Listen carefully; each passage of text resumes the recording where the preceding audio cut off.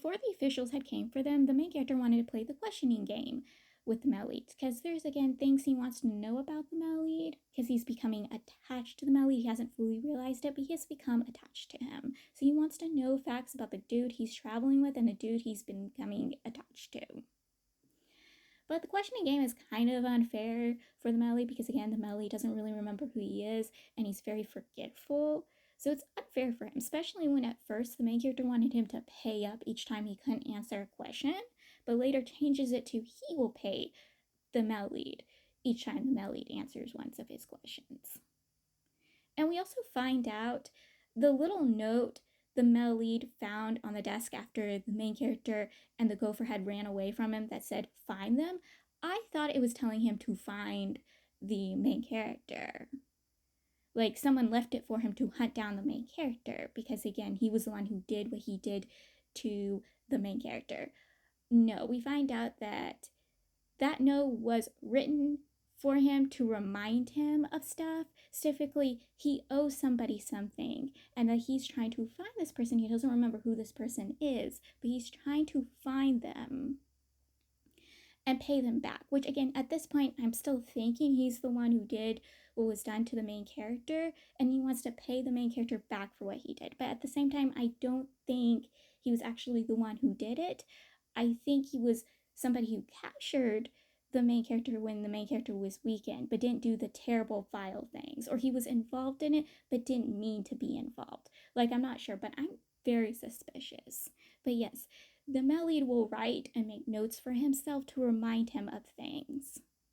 So they finally arrive to the town the Gopher Sisters lives in, and at first they're not allowed in because they find out that this town has been dealing with repeat earthquakes, and these earthquakes brought in a disease. So the people do not want to allow them in because they don't want these, the group to get the disease and spread the disease out more. It's for their own safety.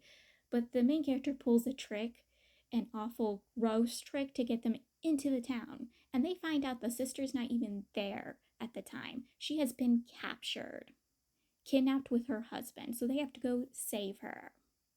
The people who had kidnapped the gopher's sister and brother-in-law, they're a group of beggars. People who are lost their limbs, the elderly, the sick, and they're badly sick with the illness that is affecting the sister's town. And they captured them because they wanted to capture a pair of doctors, a pair of caring, loving doctors who won't enforce them to pay because they cannot pay and they need help. They're badly sick. They're ill, like they can't find work, which the brother-in-law points out that as long as they had just came to them, they wouldn't have forced them to pay. They would have at least made them work to pay back for the illness, but they wouldn't have enforced them to pay. They wouldn't have looked away just because they're beggars, they're the ill, they're those who are missing limbs, they're the elderly. They would have helped them if they had came asking for help instead of capturing them.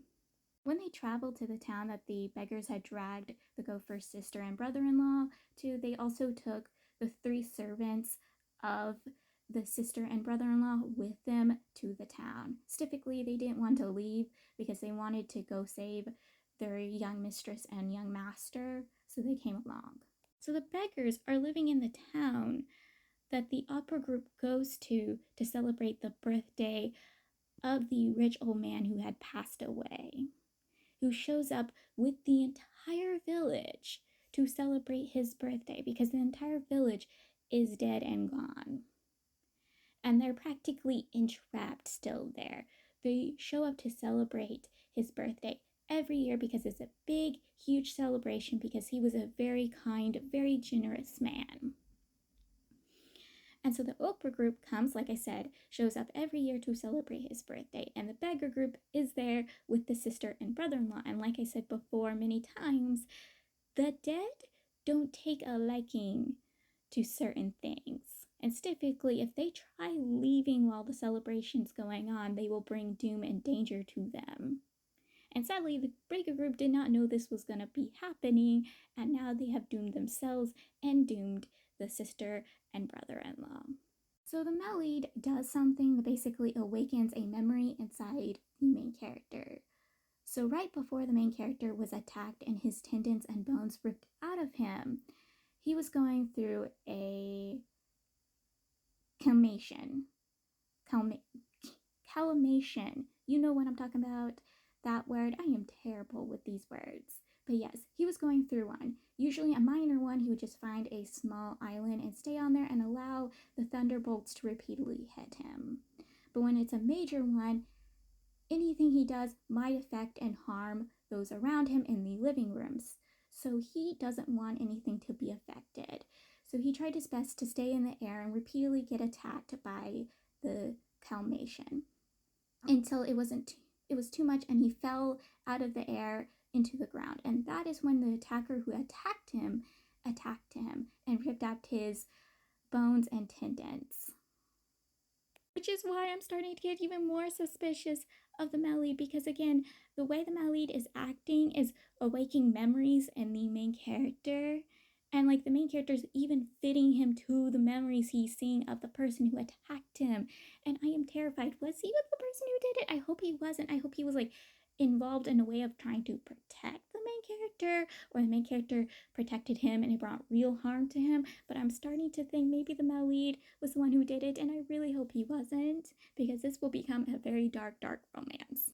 Opera group shows up. When they see the main characters group there, they basically tell them to get out of there, that it is not safe, and they outright tell them that they're doomed and in danger if anything goes wrong. But sadly, they have no choice but to stay, because the old rich man that they're there to celebrate the birthday of, has invited them. And when the dead invites you, you have no choice but to say yes. So they come inside his home. He gives the main character a wheelchair so the Melly doesn't have to carry him everywhere. And they go downstairs, where they find the beggar group and the sister and brother-in-law there. The gopher gets to basically re-meet his sister once more. He makes sure that she knows he's there. They have a sweet moment together before it's ruined by the opera group again warning them of the dangers of staying. So after talking with the opera group for a bit, the main character, Amelie, decides to set out and see what's entrapping all these ghosts in this location. There has to be something that has caused this destruction. So they set out. The main character and Melly, they find one of the main character's bones buried in the ground again, and together they have to work. The main character is one pulling out his bones from the ground, and the Melly has to make sure the land around them is not affected, which harms him. It basically cuts into his hand, trying to keep the mountain that is being literally pulled and moved from its location, because the main character is trying to move his bones. Lead, he has a string of coins that basically signifies he is a monk. But because of what they look like, it makes him look like a fake monk, because they should have a shine and beauty to them, and they don't. The Melly tells the main character there's a seal on his coins. He doesn't know when this happened, because again, he doesn't have his memory, but he's been noticing that they have been loosening on the seals, typically 2 of them. And once they collect this recent bone they collected, the coins that have been loosening on their seal unseals, only 2 of them. And they release a bunch of powers. Also, the male lead, when he's not using his coins or wanting to keep held onto his coins, he hands it over to the main character to help the main character heal. Because again, they're a mystical tool, so they're going to help the main character heal. And so the main character has a good portion of time hold of the male lead's coins.